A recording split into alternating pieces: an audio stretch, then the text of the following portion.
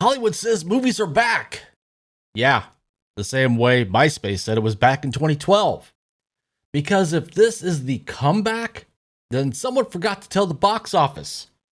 From Superman barely breaking even, to Fantastic Four First Steps being dead on arrival, to Disney greenlighting Moana 2 like it's a guaranteed billion-dollar nostalgia ticket, the truth is, Hollywood is face planting into reality harder than a Warner Brothers tax write-off. Let's talk about why.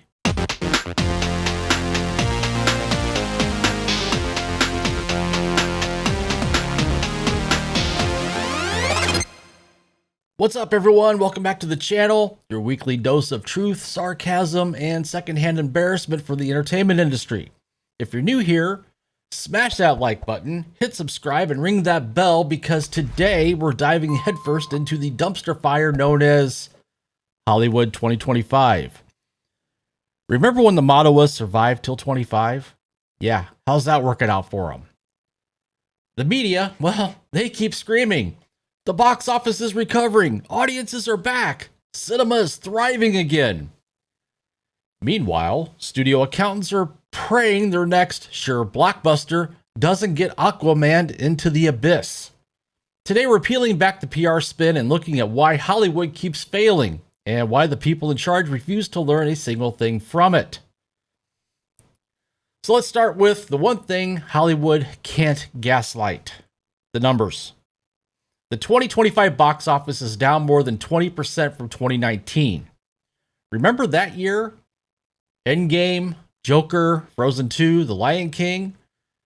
Now we've got Superman struggling to hit $600 million and Thunderbolts failing to crack $500 million worldwide. And that's before marketing.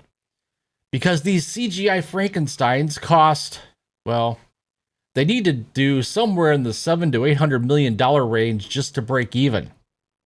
And I'm being conservative. A hit from 2015 would be a disaster today. Studios are still spending like it's peak MCU era, but audiences are watching like it's 2025 on streaming, on TikTok, even here on YouTube, or not at all. And when these films flop, Hollywood's excuse is always the same. People just don't go to the movies anymore. No, people just don't go to your movies anymore. You know what's really killing Hollywood? Studio interference and creative fear. Imagine you're a director with a clear vision, only to have 6 executives with zero filmmaking experience demand reshoots, tone shifts, or an entirely new ending because the data says audiences like quips.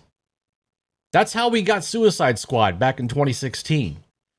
David Ayer's darker, character-driven version gutted and Frankenstein into a neon meme machine. It's the same pattern over and over. Executives chasing trends instead of trusting talent. Superhero movies make billions? Great. Make 30 more. Shared universes print money? Let's start one for every toy line and breakfast cereal. But by the time these projects hit theaters, the trend's already dead. Just ask Universal's Dark Universe. Remember that? No? Exactly. Hollywood doesn't innovate, it imitates. And it's running out of things to copy. Here's the harsh truth. Hollywood didn't lose the audience. They drove them out. Remember when Star Wars was an event? Now it's homework. Remember when Marvel could drop a movie without apologizing for it on Twitter? Pepperidge Farm remembers. Audiences aren't tired of movies. They're tired of arrogance. They're tired of being lectured, gaslit, and blamed for not liking lazy storytelling. They're tired of hearing, "You're toxic," every time they give honest feedback.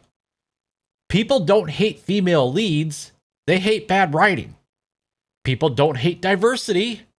They hate being told to clap for it when the story sucks.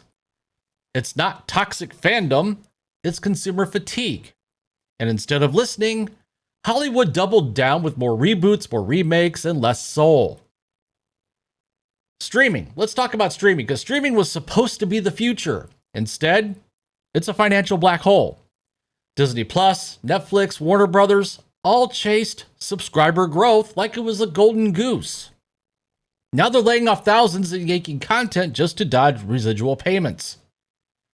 Disney quietly removed dozens of originals. Warner Brothers is selling half its catalog to competitors. Netflix keeps serving reheated leftovers. Now with another live-action anime adoption nobody asked for. They've trained audiences to wait instead of watch. Why spend $60 at the theater when it'll hit streaming in 6 weeks? And the irony? Streaming isn't even profitable. They nuked the theatrical model that did make money for one that doesn't. Here's the core issue here. It's not about politics or fandoms or the algorithm. It's soullessness. Every creative decision now runs through spreadsheets. Every actor note gets approved by marketing. Every line of dialogue must align with Phase 9 of the multiverse roadmap. There's no heart, no vision, no humanity. It's art by committee. But here's the silver lining. Small studios like A24, Neon, and Angel Studios are proving something incredible. Authenticity sells.